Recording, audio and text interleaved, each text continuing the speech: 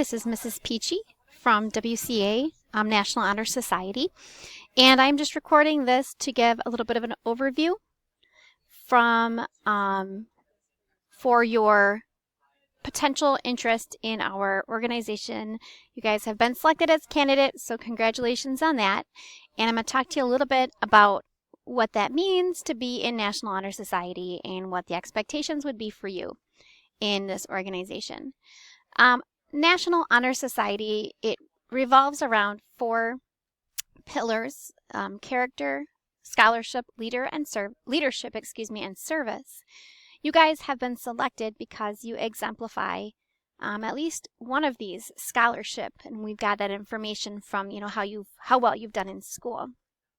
As you are putting forth the materials to our committee, our selection committee, you're going to tell us how you also show character and leadership, how you have shown service or how you would like to show service in the future. First of all, let me kind of begin by saying that a lot of our students who are selected to be in National Honor Society are concerned because they have not done a lot in terms of leadership activities or service activities yet so far.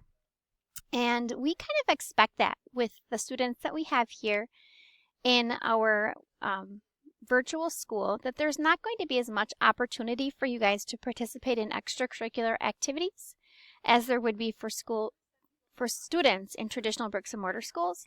So it's very likely that you may not have much to put on that part of your application, okay? So I'm talking about the candidate form. And when you look at that portion of the application, please go ahead and list things outside of school on there as well. So if you do babysitting at home, if you do chores on the farm, if you're helping your grandmother with work every week, those types of things can also be considered both leadership and service activities for at least the extent of the application process. National Honor Society has been around for a long time. We've been an organization for almost 100 years, and juniors and seniors who have a 3.0 or better GPA are selected to become members. Every year, the organization focuses on service as the cornerstone that we kind of are working on the most in our chapter. We expect our students to be involved in service projects in their local community, as well as participating in at least one group service project that our chapter is going to sponsor every year. So if you're a junior, you do one next year and the year after as a senior. And if you're coming in as a senior, you would just do the one service project your senior year. Every year, students are expected to complete at least 20 service hours. And we'll talk a bit more about what that service entails. Okay? I'm going to show you a little video clip here.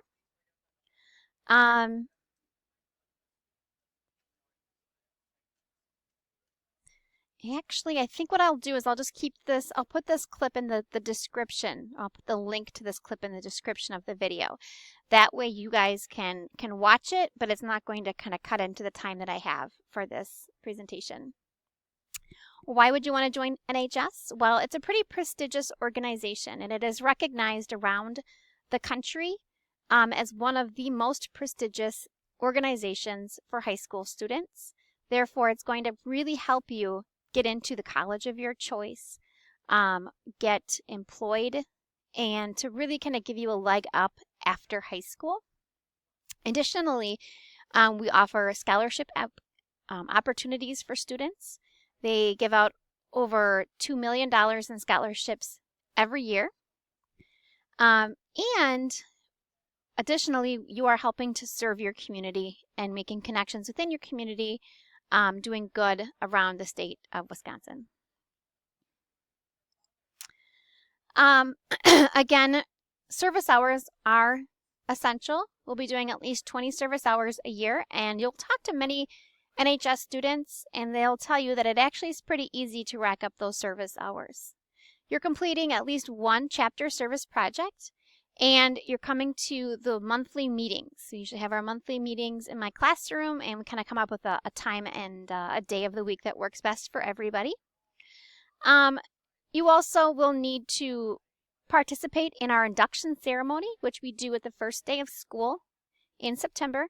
And it's actually a pretty nice ceremony. We have the formal induction as well as a reception following it.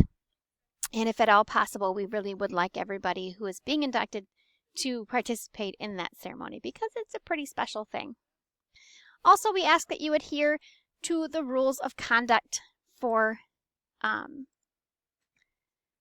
the National Honor Society, and especially, making sure that you are maintaining those 4 pillars. The pillar of character, remember, it means you're not engaging in illegal behaviors like drinking, like doing drugs or smoking, like plagiarizing or cheating, and no crime and that kind of stuff, of course.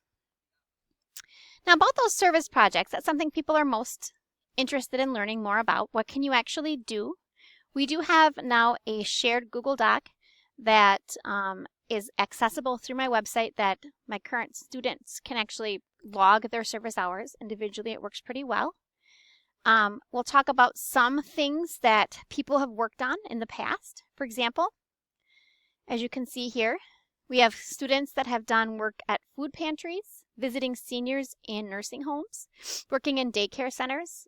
The public library will always be in need of volunteers to help them shove books, to be able to do book fairs, to be able to read to young children.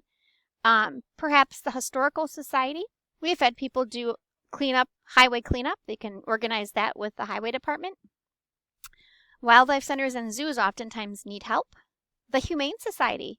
A lot of our students do work and volunteer for the Humane Society or other rescue centers for pets. Hospital volunteer, or perhaps like a clothes donation site. Also, one of the things that works out real well is tutoring for elementary school students or just volunteering within a school's elementary. Oftentimes they need people to help with field trips, to help prepare things in the teacher's classroom, to help with recess supervision. Lots of things that you can do as a school volunteer. So some of the things that you might be able to do at these places, for example, in the nursing home, delivering or reading mail, working in the gift shop. You see that kind of stuff in the hospital as well. The Humane Society, walking dogs, feeding the kittens, cleaning the litter box. Those are just some potential things that you might be able to do. These individual service projects you will arrange within your own community. If you have trouble trying to find something or that kind of thing, just let me know and we'll work on that together and kind of organize and coordinate a service project for you in your area. Big thing is we're trying to keep this local, guys. We don't really want to do a national service project, an international service project, even though those are definitely worthwhile. We're trying to give back to our own community. So that's why these things are meant to be kept within the community. We also do a large group service project. This is required by the National Honor Society, like the national organization. And so this year we've done a few of them. We did the Leukemia and Lymphoma Society fundraiser. This was the first year that we did this, and it worked out very well. We kind of got a late start on it, and I didn't think we really knew what we were doing too much until we got it going. But even so, we were able to raise over $1,100 for the Leukemia and Lymphoma Society. We also had several students travel to Appleton to work a day at Feeding America. This is an organization that actually provides food for food pantries in this area of the state. So they're not a food pantry themselves, they're a food distribution center for food pantries. And workers will come in and help to kind of go through the donations and make sure the stuff that gets fed or gets sent to food pantries is stuff that is, is good. We also did Cards That Care nursing home. We worked on the nursing home this year, and we actually did Valentines. So students made homemade Valentines and delivered them to nursing homes, visiting with the residents there. It was a very worthwhile project for the students that participated in that. And in the past, we've done other things. We did pen pals with the elementary students. We did reading buddies with elementary students. Not in this school, but in a different school that I worked at, we did Santa letters with elementary students. And we have done a supply drive for soldiers in the past as well. Induction, remember, is next fall. So you guys, right now, you have been selected as potential members, but you have not been inducted yet. Induction won't take place until you are officially juniors. You will be notified in mid-May of your acceptance, and your paperwork and essay is due by the end of April, April 28th. Also remember that you do need to get at least 2 teacher recommendations. The teachers do have the recommendation form sitting on their desks. So all you need to do is email or call them to request that they fill out a recommendation for you. Please make sure that when you are contacting your teachers that you are asking nicely for them to fill out a recommendation for you. So you might want to say, for example, Mrs. Planico, you've had me in Spanish for the last 2 years, and I really enjoy your class. I was just wondering if you wouldn't mind filling out a National Honor Society teacher recommendation for me. And then make sure you give them kind of like a follow-up date. If you could please have this submitted to Mrs. Peachy by April 28th, that would be very much appreciated. Let me know if you will do this. Thank you. And then sign your name. So just make sure you're kind of asking in a very polite way that they fill that out for you. Additionally, you may have somebody that you work for, or a coach, or an advisor or something that you might want to also fill out something for you. So I have included in your packets a coach or advisor evaluation form. This is optional, but it's always helpful to have included. And let's see. Every year we do have an election for NHS officers. You don't get to serve as an officer until you are a senior. But when you are a senior, if you have had 1 year in National Honor Society, you are then eligible to hold office. So we would actually have you run for office the spring of your junior year.